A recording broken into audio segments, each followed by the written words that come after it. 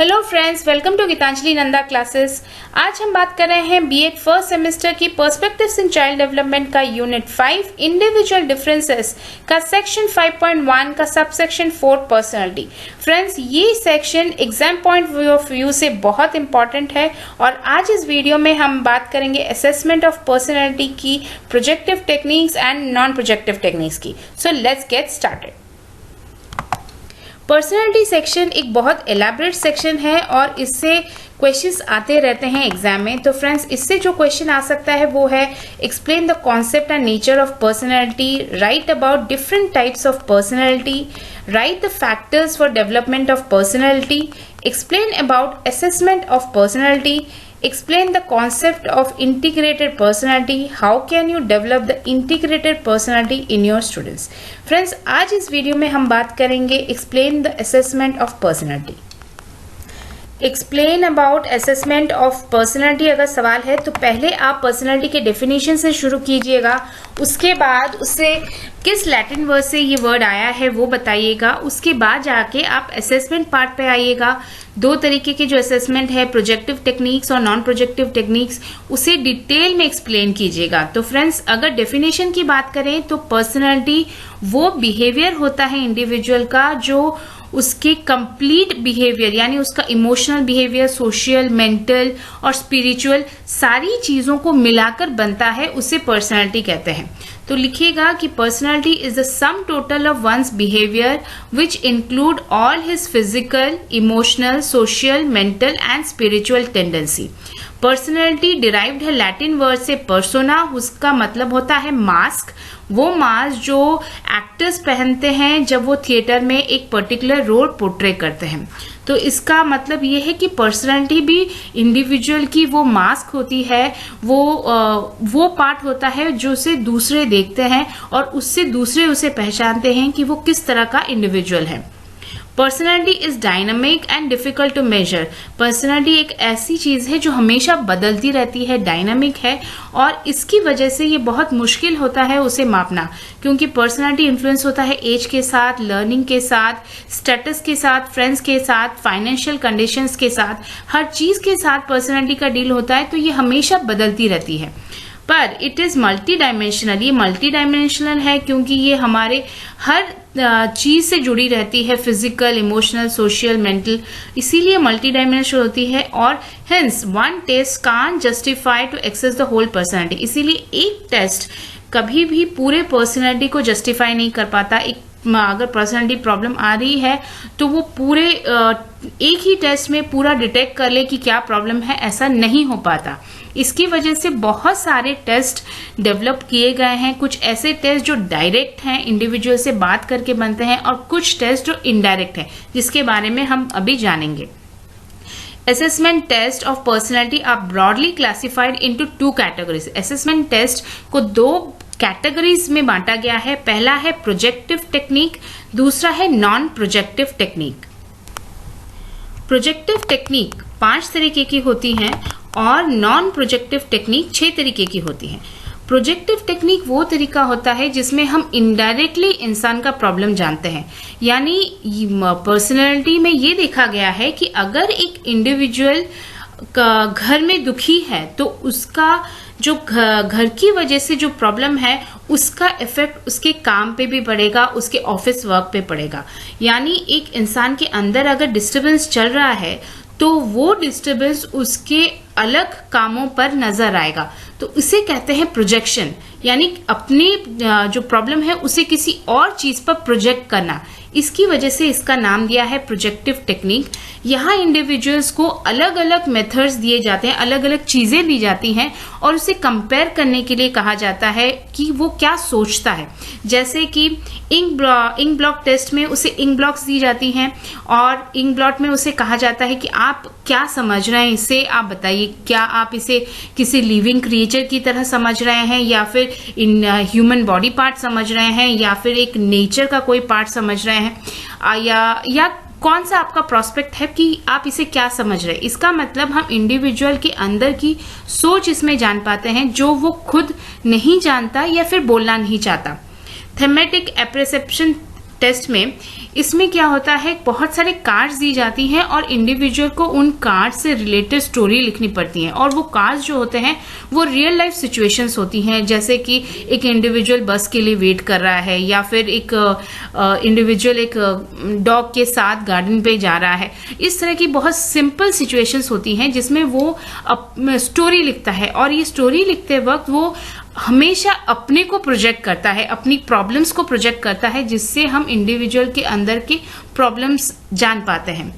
Children's perception test में भी वही होता है, पर यहाँ एक जो ह्यूमन रिलेटेड कार्ड्स नहीं होते, यहाँ एनिमल रिलेटेड कार्ड्स दिए जाते हैं, क्योंकि देखा गया है कि बच्चे ह्यूमन सिचुएशन से ज्यादा एनिमल को समझ पाते हैं। तो यहाँ उनके लिए कार्ड्स होता है जो 3 से लेकर 10 साल बच्चों की अगर प्रॉब्लम आ रही है, पर्सनालिटी प्रॉब्लम आ रही है, उसे समझने के लिए यूज किया जाता है।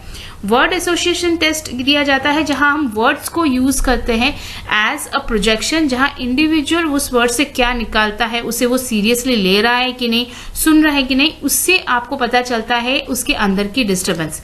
साइकोड्रामा वो पार्ट होता है जिसमें इंसान को प्रोजेक्ट करना पड़ता है कोई और कैरेक्टर में, वो एक ड्रामा प्ले करता है और जिसमें वो रोल वो प्ले करता है। अगर वो अंदर से बहुत टेंस्ड है या फिर डिप्रेस्ड है तो वो उस ड्रामा में भी वो शो करता है। तो ये जो पांचों टेक्निक है प्रोजेक्टिव टेक्निक्स, ये इनडायरेक्टली एक इंडिविजुअल के अंदर की डिस्टर्बेंसेस शो करती हैं जो इंडिविजुअल खुद बोल नहीं पाता। पर नॉन प्रोजेक्टिव टेक्निक्स में इंडिविजुअल खुद बोलते हैं, और उसमें जाता है रेटिंग स्केल जाता है, जिसमें एक multiple choice type of question दिया जाता है और इंडिविजुअल उसमें बोलता है कि कौन सा उसे सही लग रहा है, कौन सा गलत लग रहा है। ऑटोबायोग्राफी होती है जिसमें वो अपनी लाइफ खुद बताता है। क्वेश्चनर होता है जहां क्वेश्चंस दिए जाते हैं, एक पैटर्न ऑफ क्वेश्चन होता है जिसे वो पढ़ता है और उसे उसके हिसाब से वो उसका आंसर बताता है। इंटरव्यू होता है जब एक काउंसलर एक इंडिविजुअल का इंटरव्यू लेता है, और वो यहाँ क्वेश्चंस जो होती हैं वो फिक्स नहीं होती जिस तरह क्वेश्चनर में होती है। क्वेश्चनर में एक फिक्स पैटर्न ऑफ क्वेश्चन होता है, पर इंटरव्यू में फिक्स पैटर्न नहीं होता, बल्कि इंडिविजुअल को देखकर वहां साइकोलॉजिस्ट या काउंसलर क्वेश्चन डिसाइड करते हैं और पूछते हैं। पर्सनैलिटी इन्वेंट जो होती है वो क्वेश्चनर की तरह ही होती है, बट यहाँ जो एग्जामिनर है या फिर जो साइकोलॉजिस्ट है उन्हें यहाँ नहीं रहना पड़ता। कंप्यूटर्स में भी ये क्वेश्चंस आ सकती हैं और इंडिविजुअल को अपनी जो चॉइस ऑफ आंसर्स है उसको टिक करना पड़ता है। और यहाँ एक पर्टिकुलर प्रॉब्लम को देखने के लिए किया जाता है, ना कि बहुत सारे प्रॉब्लम्स को जज करने के लिए कि इंसान में ये प्रॉब्लम है कि नहीं, वो जानने के लिए पर्सनैलिटी इन्वेंटरी टेस्ट की जाती है, इन्वेंटरी टेस्ट की जाती है। सिचुएशनल टेस्ट होती है जहां एक इंसान को पर्टिकुलर सिचुएशन दिया जाता है या फिर उस सिचुएशन में उसे रखा जाता है और देखा जाता है कि वो किस तरह उस सिचुएशन में रिएक्ट कर रहा है। तो फ्रेंड्स, ये कुछ ऐसे टेक्निक्स हैं जिससे पर्सनालिटी रिलेटेड प्रॉब्लम्स डिटरमाइन होती हैं और उससे इंडिविजुअल की कितने हद तक वो इस चीज से अफेक्टेड है वो पता चलता है। रॉस्चेक इंक ब्लॉक टेस्ट, इसको डेवलप किया था हरमन रॉस्चेक ने, और ये 10 कार्ड यूज करते थे। 5 जो कार्ड होते थे ब्लैक एंड ग्रे कलर के होते थे और जो 5 होते थे वो कलर्ड होते थे, और ये कार्ड्स इंडिविजुअल को एक के बाद एक दिया जाता था और ये हर एक इंक ब्लॉक का एक स्पेसिफिक मीनिंग होता था और एक पर्टिकुलर ऑर्डर में दिया जाता था, और इंडिविजुअल को जज किया जाता था कि वो किस तरह इन कार्ड्स को देख रहा है 4 चीजों के हिसाब से। पहला था लोकेशन, यानी इंक ब्लॉक का कौन से लोकेशन में वो इंडिविजुअल देखकर उसे रिलेट कर रहा है वो देखा जाता था। दूसरा कंटेंट, यानी वो किस चीज से उसे रिलेट कर रहा है, लीफ से रिलेट कर रहा है, ये नेचर के किसी और फूल से रिलेट कर रहा है, एनिमल से रिलेट कर रहा है, तो वो किस चीज से रिलेट कर रहा है उसे देखा जाता था, यानी कंटेंट। तीसरी है, कुछ ऐसी चीजें होती हैं जो सबके लिए सब एक ही जैसा देखते हैं, तो उसे इग्नोर करके जो स्पेसिफिक वो इंडिविजुअल कुछ ऐसी चीजें जो वो अलग नोटिस कर रहा है, ओरिजिनलिटी वो देखी जाती है, उसे डिस्टिंक्ट किया जाता है कि इस इंडिविजुअल ने इन चीजों को अलग बोला है। उसके बाद डिटर्मिनेंट्स होती हैं, यानी इंडिविजुअल क्या चीज देखकर एक चीज को नोटिस कर रहा है, यानी उसके कलर्स को देखकर कर रहा है, शेडिंग को देखकर कर रहा है, शेप को देखकर कर रहा है, फॉर्म को देखकर कर रहा है। तो कौन सी चीज को वो देखकर ये चीज डिसाइड कर रहा है, ये 4 चीजें इंडिविजुअल के स्टेट ऑफ माइंड को शो करती हैं। सेकेंड है thematic apperception test, TAT. It was developed by H.A. Murray. It has 30 human pictures. इसमें 30 ह्यूमन पिक्चर्स होते हैं। दे शोइंग पर्टिकुलर सिचुएशंस, एक पर्टिकुलर सिचुएशन को शो करते हुए। 10 pictures both men and women के लिए होते हैं और 10 for only man and 10 for only female होते हैं। Another empty card is given and the individual has to make a story from these pictures. और एक empty card दिया जाता है जिसमें individual को एक story बनानी पड़ती है। While making story, individual projects himself in the story. जब वो story बनाता है तो वो खुद के related problems को वहाँ project करता है। Psychologists then analyze these and finds about the interest, mental attitude, adjustment and maladjustment in an individual. और इससे जब psychologists वो स्टोरी को पढ़ते हैं तो वो एनालाइज कर पाते हैं उस इंसान का इंटरेस्ट, उसका स्टेट ऑफ माइंड, उसके एडजस्टमेंट्स, उसके mal adjustments and problems in life. Third में जाएगी children's apperception test, CAT, CAT. It was developed by S. Belloc and L. Belloc. It was developed for children from 3 to 10 years. 3 से 10 साल बच्चों के लिए बनाया गया था। It consists of 10 cards with pictures of animals in various life situations. ये 10 card होते हैं इसमें और इसमें एनिमल्स होती हैं इन कार्ड्स में, वेरियस लाइफ सिचुएशंस पे एनिमल्स होती हैं और children relate more readily with animals than human figures. और इन कार्ड्स को देखकर बच्चे क्या समझ रहे हैं वो उन्हें बोलना पड़ता है और यहाँ ह्यूमन फिगर्स की जगह एनिमल्स इसलिए लिया गया है क्योंकि बच्चे एनिमल्स के साथ ज्यादा रिलेट कर पाते हैं। फोर्थ जो है वो है वर्ड एसोसिएशन टेस्ट। इसमें वर्ड्स बोली जाती हैं इंडिविजुअल को और देखा जाता है कि वो कितनी अटेंटिवली इन चीज़ों को सुन रहा है। अगर डिस्टर्ब्ड है तो वो इन चीज़ों को नहीं सुनेगा या फिर उसका स्टेट ऑफ माइंड इन चीज़ों को कुछ और तरीके से रिलेट करेगा, उससे उसके इनर कॉन्फ्लिक्ट से पता चलता है। तो इसमें लिखिएगा this test consist of number of words, the individual has to listen to each word given. तो इंडिविजुअल को बहुत सारे वर्ड्स दिए जाते हैं और हर एक वर्ड को वो सुनता है। It is useful to detect one's inner conflict and attitude, और इससे इंडिविजुअल की इनर कॉन्फ्लिक्ट और एटीट्यूड का पता चलता है। फिफ्थ है psychodrama. In this technique, individual are given to play certain roles in a particular situation. तो यहाँ इंडिविजुअल को एक पर्टिकुलर सिचुएशन रिलेटेड एक रोल प्ले करना पड़ता है and this expresses his anxiety.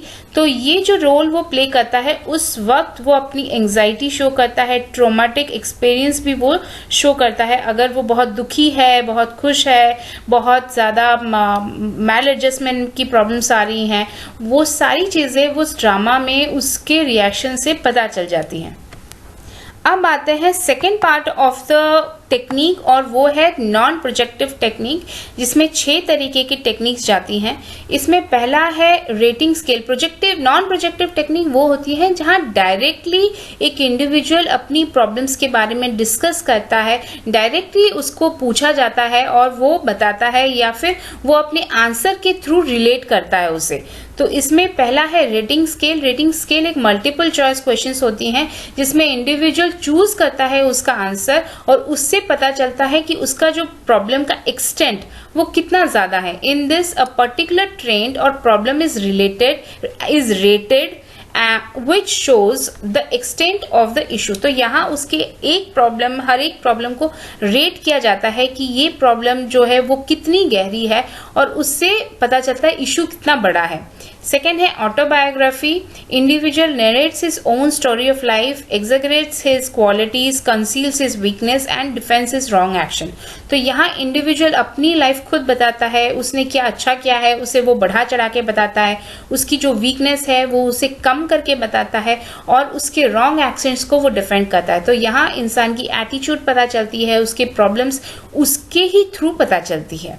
Third है questionnaire. In this series of questions are asked which describe certain emotions trends, attitudes और बिहेवियर रिवेलिंग पर्सनैलिटी। तो फ्रेंड्स यहाँ जो क्वेश्चंस दिए जाते हैं वो ऑलरेडी साइकोलॉजिस्ट के द्वारा डिसाइडेड होते हैं और वही क्वेश्चंस उन्हें पूछे जाते हैं और उसमें वो जो आंसर चूज करता है उससे उसके इमोशनल ट्रेंड्स, उसकी एटीट्यूड और बिहेवियर पता चलती है। Interview in this face to face contact between subject and counsellor occurs. तो इंटरव्यूअर तो बस जो काउंसलर है, साइकोलॉजिस्ट हैं, उसके साथ डायरेक्ट जो पेशेंट है वो बैठते हैं, which is necessary to gather important information about the person. और यहाँ पर्सन को देखकर, उसकी सिचुएशन को देखकर क्वेश्चंस डिसाइड की जाती हैं और इंसान की जो प्रॉब्लम्स है वो डायरेक्ट फेस टू फेस समझ में आती है। फिफ्थ है personality inventories. These are useful in detecting maladjustment, abnormalities in behavior. This technique consists of standardized questions to get data about the subject. तो फ्रेंड्स यहाँ भी स्टैंडर्डाइज क्वेश्चन होती है क्वेश्चनर की तरह, बट यहाँ जो होता है डिफरेंस ये है कि यहाँ एक पर्टिकुलर ट्रेंड को देखने के लिए एक सेट ऑफ क्वेश्चंस बनाई जाती है, यानी वो प्रॉब्लम है कि नहीं उसके लिए क्वेश्चंस है। अगर ये क्वेश्चन क्वालिफाई कर रहा है यानी उसमें इंडिविजुअल में वो प्रॉब्लम नहीं है, इस तरह की है। और सेकेंड जो चीज है, यहाँ साइकोलॉजिस्ट को सामने फेस टू फेस नहीं बैठना पड़ता पेशेंट का। पेशेंट खुद कंप्यूटर में भी आकर ये क्वेश्चन देकर, क्वेश्चन एंड आंसर राउंड देकर जा सकते हैं और उनके स्कोर के हिसाब से पता चलता है कि उनमें ये प्रॉब्लम, वो रिलेटेड प्रॉब्लम जिसके लिए वो क्वेश्चन बनाएंगे वो है कि नहीं। सिक्स्थ है situation test. In this a subject is observed in particular situation and what are his reaction and behaviour observe. तो यहाँ जो पेशेंट है, जो सब्जेक्ट है, उन्हें एक पर्टिकुलर सिचुएशन में रखा जाता है और उस सिचुएशन में वो किस तरह रिएक्ट कर रहे हैं, उनका बिहेवियर क्या है वो देखा जाता है एंड ऑब्जर्व किया जाता है, उससे उनकी प्रॉब्लम देखी जाती है। तो फ्रेंड्स इसी के साथ असेसमेंट ऑफ पर्सनैलिटी फिनिश होता है। फ्रेंड्स अगर आपको मेरा पढ़ाने का तरीका अच्छा लग रहा है तो इसे लाइक कीजिए, फ्रेंड्स के साथ शेयर कीजिए। अब तक सब्सक्राइब नहीं किया है तो जल्दी से सब्सक्राइब कर लीजिए। अपने कमेंट्स मुझे जरूर लिखते रहिए। Thank you.